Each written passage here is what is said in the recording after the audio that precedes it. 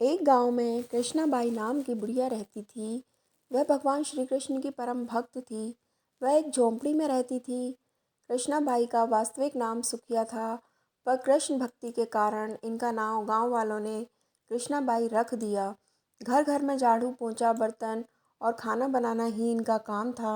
कृष्णाबाई रोज़ फूलों की माला बनाकर दोनों समय श्री कृष्ण जी को पहनाती थीं और घंटों कान्हा से बात करती थीं। गांव के लोग यही सोचते थे कि बुढ़िया पागल है। एक रात श्री कृष्ण जी ने अपनी भक्त कृष्णाबाई से यह कहा कि कल बहुत बड़ा भूचाल आने वाला है, तुम यह गांव छोड़कर दूसरे गांव चली जाओ। अब क्या था, मालिक का आदेश था। कृष्णाबाई ने अपना सामान इकट्ठा करना शुरू किया और गांव वालों को बताया कि कल सपने में कान्हा आए थे और कहा कि बहुत प्रलय होगा, पास के गांव में चली जा। अब लोग कहाँ उस बूढ़ी पागल की बात मानने वाले। जो सुनता वही जोर जोर से ठहाके लगाता। इतने में बाई ने एक बैलगाड़ी मंगाई और अपने कान्हा की मूर्ति ली और सामान की गठरी बांध कर गाड़ी में बैठ गईं और लोग उनकी मूर्खता पर हंसते रहे।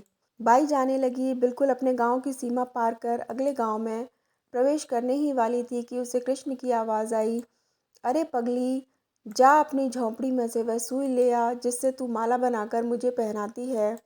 यह सुनकर बाई बेचैन हो गई, तड़प गई कि मुझसे भारी भूल कैसे हो गई। अब मैं कान्हा की माला कैसे बनाऊंगी। उसने गाड़ी वाले को वहां रोका और बदहवास अपने झोंपड़ी की तरफ भागी।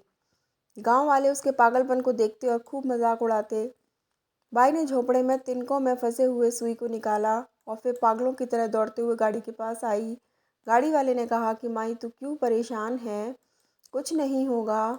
बाई ने कहा, अच्छा चल अब अपने गांव की सीमा पार कर। गाड़ी वाले ने ठीक ऐसा ही किया। अरे यह क्या, जैसे ही सीमा पार हुई पूरा गांव ही धरती में समा गया। सब कुछ जलमग्न हो गया। गाड़ी वाला भी अटूट कृष्ण भक्त था। भगवान ने उसकी भी रक्षा करने में कोई विलंब नहीं किया।